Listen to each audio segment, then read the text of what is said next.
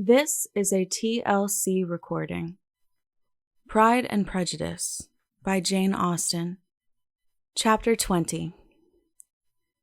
Mr. Collins was not left long to the silent contemplation of his successful love, for Mrs. Bennet, having dawdled about in the vestibule to watch for the end of the conference, no sooner saw Elizabeth open the door and with quick step pass her towards the staircase, than she entered the breakfast room, and congratulated both him and herself in warm terms on the happy prospect of their nearer connection. Mr. Collins received and returned these felicitations with equal pleasure, and then proceeded to relate the particulars of their interview, with the result of which he trusted he had every reason to be satisfied, since the refusal which his cousin had steadfastly given him would naturally flow from her bashful modesty and the genuine delicacy of her character. This information, however, startled Mrs. Bennet. She would have been gladly to be equally satisfied that her daughter had meant to encourage him by protesting against his proposals, but she dared not believe it, and could not help saying so. "But depend upon it, Mr. Collins," she added, "that Lizzie shall be brought to reason. I will speak to her about it directly. She is a very headstrong, foolish girl, and does not know her own interest, but I will make her know it." "Pardon me for interrupting you, madam," cried Mr. Collins, "but if she is really headstrong and foolish, I know not whether she would altogether be a very desirable wife to a man in my situation, who naturally looks for happiness in the marriage state. If, therefore, she actually persists in rejecting my suit, perhaps it were better not to force her into accepting me, because if liable to such defects of temper, she could not contribute much to my felicity." "Sir, you quite misunderstand me," said Mrs. Bennet, alarmed. "Lizzie is only headstrong in such matters as these. In everything else she is as good-natured a girl as ever lived. I will go directly to Mr. Bennet, and we shall very soon settle it with her, I am sure." She would not give him time to reply, but hurrying instantly to her husband, called out as she entered the library, "Oh, Mr. Bennet, you are wanted immediately. We are all in an uproar. You must come and make Lizzie marry Mr. Collins, for she vows she will not have him, and if you do not make haste, he will change his mind and not have her." Mr. Bennet raised his eyes from his book as she entered, and fixed them on her face with a calm unconcern, which was not in the least altered by her communication. "I have not the pleasure of understanding you," said he, when she had finished her speech. "Of what are you talking?" "Of Mr. Collins and Lizzie. Lizzie declares she will not have Mr. Collins, and Mr. Collins begins to say that he will not have Lizzie." "And what am I to do on the occasion? It seems an hopeless business." "Speak to Lizzie about it yourself. Tell her that you insist upon her marrying him." "Let her be called down. She shall hear my opinion." Mrs. Bennet rang the bell, and Miss Elizabeth was summoned to the library. "Come here, child," cried her father as she appeared. "I have sent for you on an affair of importance. I understand that Mr. Collins has made you an offer of marriage. Is it true?" Elizabeth replied that it was. "Very well, and this offer of marriage you have refused?" "I have, sir." "Very well, we now come to the point. Your mother insists upon your accepting it. Is it not so, Mrs. Bennet?" "Yes, or I will never see her again." "An unhappy alternative is before you, Elizabeth. From this day you must be a stranger to one of your parents. Your mother will never see you again if you do not marry Mr. Collins, and I will never see you again if you do." Elizabeth could not but smile at such a conclusion of such a beginning, but Mrs. Bennet, who had persuaded herself that her husband regarded the affair as she wished, was excessively disappointed. "What do you mean, Mr. Bennet, talking this way? You promised me to insist upon her marrying him." "My dear," replied her husband, "I have two small favors to request. First, that you will allow me the free use of my understanding on the present occasion, and secondly, of my room.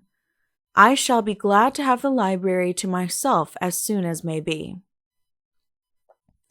Not yet, however, in spite of her disappointment in her husband, did Mrs. Bennet give up the point. She talked to Elizabeth again and again, coaxed and threatened her by turns. She endeavored to secure Jane in her interest, but Jane, with all possible mildness, declined interfering, and Elizabeth, sometimes with real earnestness, and sometimes with playful gaiety, replied to her attacks. Though her manner varied, however, her determination never did. Mr. Collins, meanwhile, was meditating in solitude on what had passed. He thought too well of himself to comprehend on what motives his cousin could refuse him, and though his pride was hurt, he suffered in no other way. His regard for her was quite imaginary, and the possibility of her deserving her mother's reproach prevented his feeling any regret. While the family were in this confusion, Charlotte Lucas came to spend the day with them. She was met in the vestibule by Lydia, who, flying to her, cried in a half-whisper, "I'm glad you are come, for there is such fun here. What do you think has happened this morning? Mr. Collins has made an offer to Lizzie, and she will not have him." Charlotte hardly had time to answer before they were joined by Kitty, who came to tell the same news. And no sooner had they entered the breakfast room, where Mrs. Bennet was alone, than she likewise began on the subject, calling on Miss Lucas for her compassion, and entreating her to persuade her friend Lizzie to comply with the wishes of all her family. "Pray do, my dear Miss Lucas," she added in a melancholy tone, "for nobody is on my side, nobody takes part with me. I am cruelly used. Nobody feels for my poor nerves." Charlotte's reply was spared by the entrance of Jane and Elizabeth. "Ah, here she comes," continued Mrs. Bennet, looking as unconcerned as may be, and caring no more for us than if we were at York, provided she can have her own way. "But I tell you, Miss Lizzie, if you take it into your head to go on refusing every offer of marriage in this way, you will never get a husband at all, and I am sure I do not know who is to maintain you when your father is dead. I shall not be able to keep you, and so I warn you, I have done with you from this very day. I told you in the library, you know, that I should never speak to you again, and you will find me as good as my word. I have no pleasure in talking to undutiful children. Not that I have much pleasure indeed in talking to anybody. People who suffer as I do from nervous complaints can have no great inclination for talking. Nobody can tell what I suffer, but it is always so. Those who do not complain are never pitied." Her daughters listened in silence to this effusion, sensible that any attempt to reason with her or soothe her would only increase the irritation. She talked on, therefore, without interruption from any of them, till they were joined by Mr. Collins, who entered the room with an air more stately than usual, and on perceiving whom, she said to the girls, "Now I do insist upon it, that you, all of you, hold your tongues, and let me and Mr. Collins have a little conversation together." Elizabeth passed quietly out of the room. Jane and Kitty followed, but Lydia stood her ground, determined to hear all she could, and Charlotte, detained first by the civility of Mr. Collins, whose inquiries after herself and all her family were very minute, and then by a little curiosity, satisfied herself with walking to the window and pretending not to hear. In a doleful voice, Mrs. Bennet began the projected conversation. "Oh, Mr. Collins!" "My dear madam," replied he, "let us be forever silent on this point.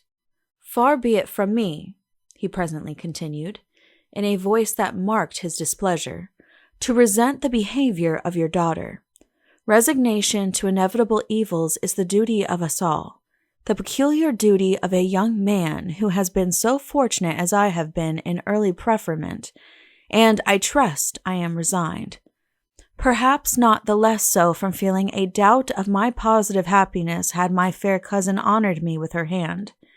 For I have often observed that resignation is never so perfect as when the blessing denied begins to lose somewhat of its value in our estimation.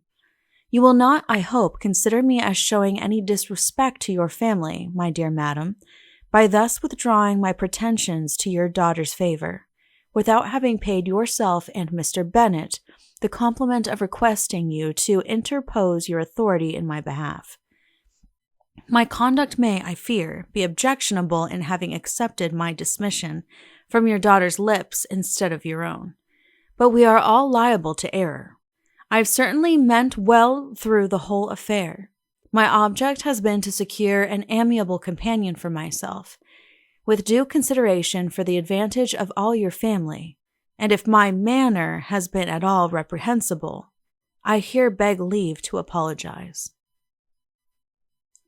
End of Chapter 20. Please click the link below to continue on to Chapter 21. This has been a TLC recording. Thank you for listening, and please be sure to subscribe.